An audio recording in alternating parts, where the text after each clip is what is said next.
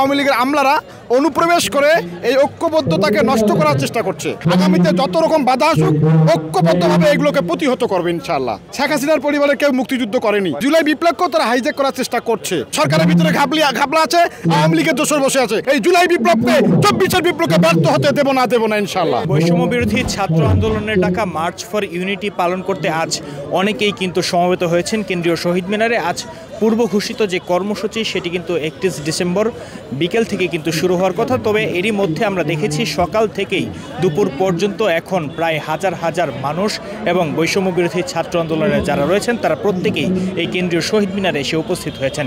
আমরা এই মুহূর্তে আমাদের পাশে একজন যিনি দাঁড়িয়ে আছেন তিনিও সুদূর অনেক দূর থেকে তিনি এসেছেন, তেমনিভাবে বাংলাদেশের প্রত্যেকটি জেলা থেকে তারা এসে সমবেত হয়েছেন। আমরা এখন তার সাথে কথা বলে জানতে চাইবো এই যে আজকে তারা এখানে এসেছেন তাদের মূল উদ্দেশ্যটা কি, আজকে আপনারা কেন এখানে এসেছেন? আজকের কর্মসূচিটা আপনারা নিশ্চয় জানেন, আপনি যেটা বললেন মার্চ ফর ইউনিটি। 24 জুলাই বিপ্লব একক কোনো সংগঠনের নেতৃত্বে হয়নি, এখানে অসংখ্য সামাজিক সংগঠন এবং রাজনৈতিক সংগঠন জড়িত আছে। তো শুধু বৈষম্য বিরোধী ছাত্র আন্দোলনের একক কোনো কৃতিত্ব নয়। তো যখন এই 5 আগস্ট স্বৈরাচার হাসিনাকে পতন করা হয়েছে অসংখ্য সংগঠনের এবং ছাত্র জনতার সম্মিলিত ঐক্যবদ্ধতার ফলে, সেই ঐক্যবদ্ধতাকে নষ্ট করার জন্য 5 আগস্টের পর থেকে এখন পর্যন্ত বহুভাবে আওয়ামী লীগের দোসর এবং আওয়ামী লীগের আমলারা অনুপ্রবেশ করে এই ঐক্যবদ্ধতাকে নষ্ট করার চেষ্টা করছে। আমরা দেখেছি আমাদের যে ঐক্যবদ্ধতাটা এই 4 আগস্ট পর্যন্ত ছিল, এরপরে এই ঐক্যবদ্ধতাটা বিনষ্ট করার যে আশঙ্কা, এই আশঙ্কা থেকে আমরা মার্চ ফর ইউনিটি ঘোষণা করেছি। এবং মার্চ ফর ইউনিটি এর মাধ্যমে, এই প্রোগ্রামটির মাধ্যমে আমরা জাতিকে মেসেজ দিতে চাই যে আমরা ঐক্যবদ্ধ আছি, আগামীতে যত রকম বাধা আসুক ঐক্যবদ্ধভাবে এগুলোকে প্রতিহত করবে ইনশাআল্লাহ।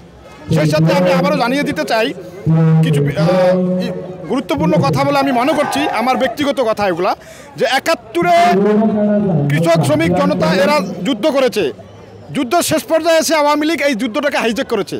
তারা আওয়ামী লীগ বলেছে যে আমরা মুক্তিযুদ্ধের সপক্ষে শক্তি। আসলে শেখ হাসিনার পরিবারের কেউ মুক্তিযুদ্ধ করেনি, রাস্তায় কেউ করেনি।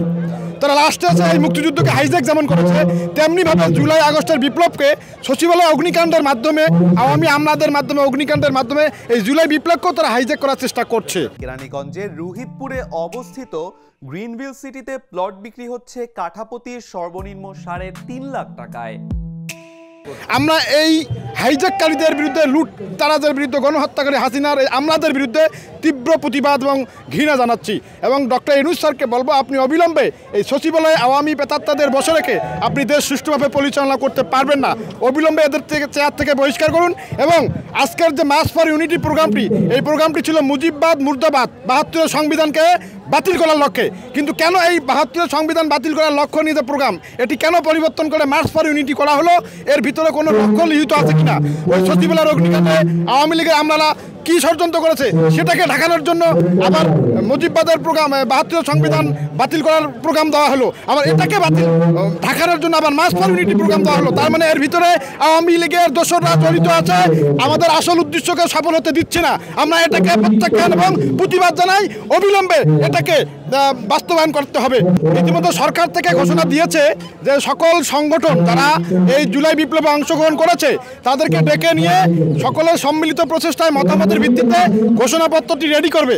তাহলে ঘোষণাপত্রটি যদি সকলের মতামতের উপর ভিত্তি করে যদি আপনারা ঘোষণাপত্র রেডি করেন, তাহলে এই জুলাই বিপ্লবের 4 মাস অতিবাহিত হলো। ঘোষণাপত্রটি এতদিন আপনাদের সরকারের উদ্যোগে কেন নেওয়া হইলো না, এর উত্তর সরকারকে দিতে হবে। তার মানে সরকারের ভিতরে ঘাবলা আছে, আওয়ামী লীগের দোসর বসে আছে। আমাদের আসল উদ্দেশ্য জুলাই বিপ্লবের রক্তের সাথে তারা বেইমানি করতে চায়। আমরা বেঁচে থাকতে আমার উপরে যেন রক্ত দেবো, এই জুলাই বিপ্লবকে 24-এর বিপ্লবকে ব্যর্থ হতে দেব না ইনশাআল্লাহ। ধন্যবাদ।